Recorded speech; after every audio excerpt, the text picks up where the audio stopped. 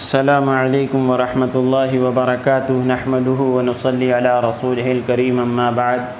معزز سامعین، آج ایک حدیث قدسی آپ کی خدمت میں پیش کرنا چاہتا ہوں، جس میں اللہ پاک فرماتے ہیں، اے میرے بندوں، میں نے اپنے اوپر ظلم کو حرام قرار دیا ہے اور اسے تمہارے درمیان بھی حرام کیا ہے، لہٰذا تم ایک دوسرے پر ظلم نہ کرو۔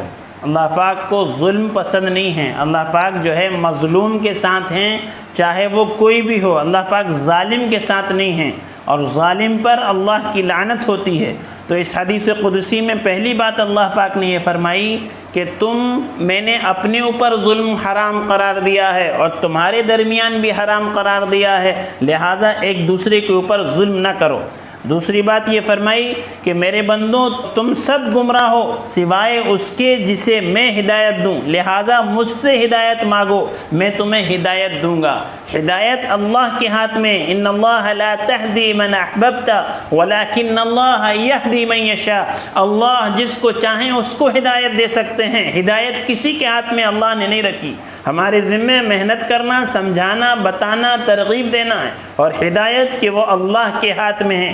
اس لیے ہر نماز میں اور ہر نماز کی ہر رکعت میں یہ دعا مانگنے کا حکم دیا گیا کہ اہدنا الصراط المستقیم، اے اللہ ہمیں سیدھا راستہ بتا دیجئے اور سیدھے راستے پر چلا دیجئے۔ اور پھر قرآن کریم نے دوسری جگہ فرمایا، ان اللہ هو ربی وربکم فاعبدوا ھذا صراط مستقیم، میرا اور تمہارا رب اللہ ہے، لہذا اس کی عبادت کرو، یہ سیدھا راستہ ہے۔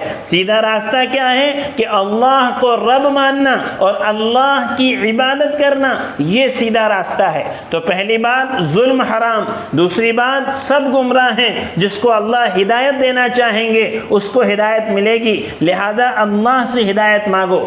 تیسری بات فرمائی، میرے بندوں تم سب بھوکے ہو سوائے اس کو جس کو میں کھلاؤں، لہذا مجھ سے کھانا مانگو، میں تمہیں کھلاؤں گا۔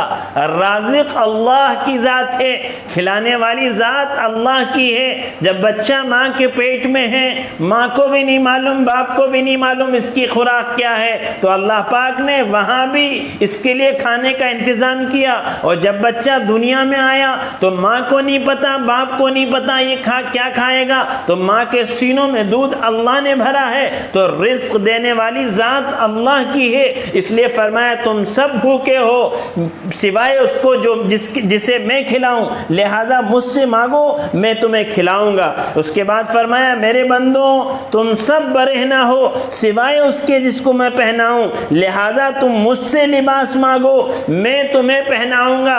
برہنہ دنیا میں آئے، برہنہ دنیا سے جائیں گے، اور دنیا میں جو لباس ملے گا وہ لباس بھی اللہ کے دینے سے ملے گا۔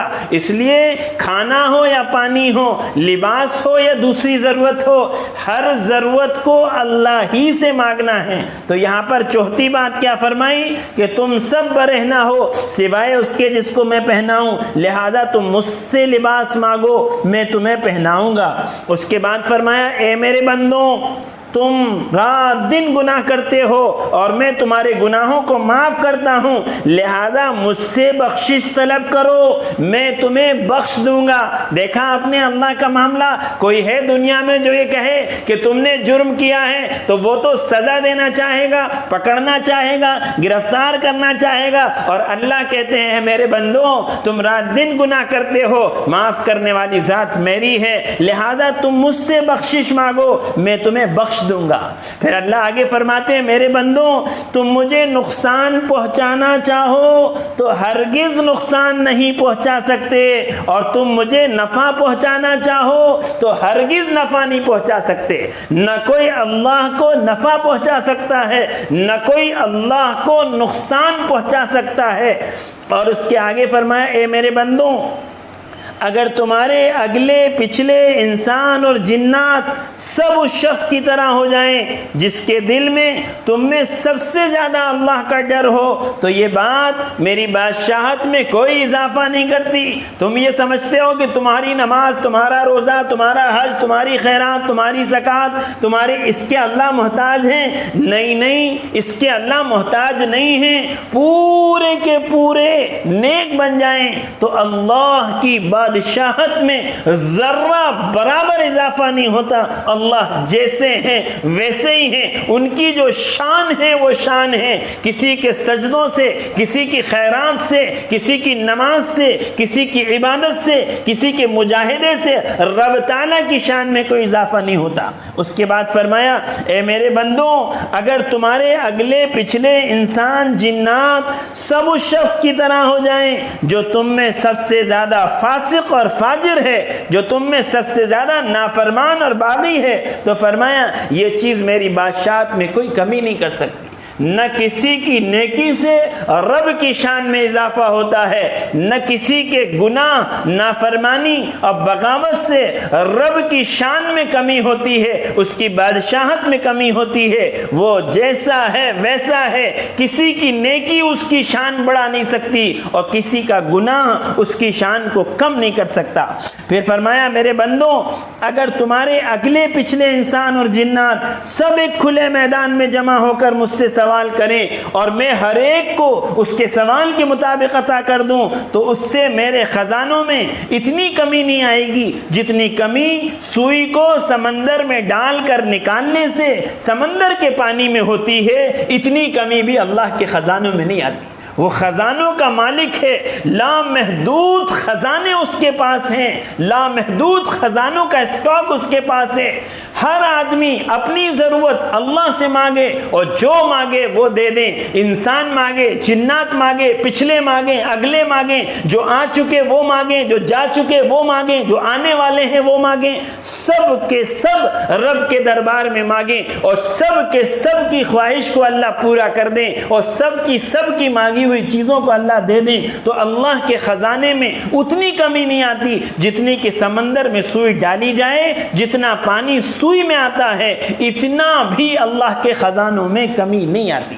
اس کے بعد فرمایا میرے بندوں، تمہارے اعمال ہی ہیں جن کو میں تمہارے لیے محفوظ کر رہا ہوں اور پھر میں تمہیں ان کا پورا بدلہ دوں گا۔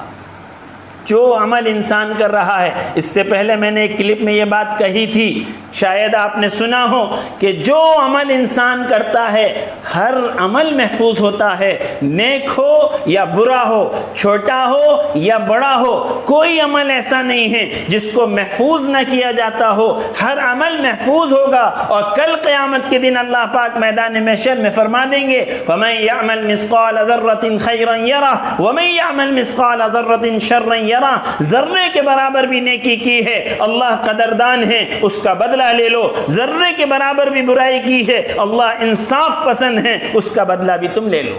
تو فرمایا جو کچھ تم عمل کر رہے ہو یہ تمہارے اپنے لیے ہیں، ہمارے لیے کچھ نہیں ہیں، یہ تمہارے اپنے لیے ہیں۔ اور پھر فرمایا جب تمہیں نیک عمل کی توفیق ہو جائے تو اس کو اللہ کی طرف سمجھو کہ جو نیک عمل تم نے کر لیا ہے اس میں تمہارا اپنا کوئی کمال نہیں ہے، یہ اللہ کا کرم ہے کہ اللہ نے تمہیں نیک عمل کرنے کی توفیق دے دی ہے۔ جب یہ بات دل میں پیدا ہوگی کہ نیک عمل کی توفیق اللہ کی طرف سے ہے تو پھر تکبر نہیں آئے گا، بڑائی نہیں آئے گی، عجب نہیں آئے گا، اپنے آپ کو بہت اچھا نہیں سمجھے گا، لوگوں کی حقارت دل میں نہیں آئے گی، اس لیے کہ یہ جو نیک عمل ہوا ہے یہ اللہ کی توفیق سے ہوا ہے، اللہ کے کرم سے ہوا ہے، اللہ نے اپنے کرم سے کرایا ہے، اس میں میرا اپنا کوئی کمال نہیں ہے۔ اور پھر فرمایا کہ جب تم سے کوئی گناہ سرزد ہو جائے تو اپنے نفس کو ملامت کرو کہ اللہ نے تو نیکی کا موقع دیا تھا، اللہ نے تو نیکی کا چانس دیا تھا، میں ہی ظالم نکلا، میں ہی مردود نکلا کہ میں نے اپنے نفس کو اپنے قابو میں نہیں کیا اور جی چاہی عمل کر کے میں گناہ کے سرزد ہونے کا ذمہ دار ہو گیا۔ تو یہ ایک حدیث قدسی میرے ذہن میں آئی تھی جو آپ کے سامنے پیش کی گئی۔ ایک ایک بات بہت قیمتی ہے، اللہ تعالی ہمیں اس پر عمل کرنے کی توفیق عطا فرمائے اور جتنی باتیں کہی گئیں اس پر اللہ ہمیں کامل یقین عطا فرمائے۔ وآخر الدعوانا ان الحمد للہ رب العالمین۔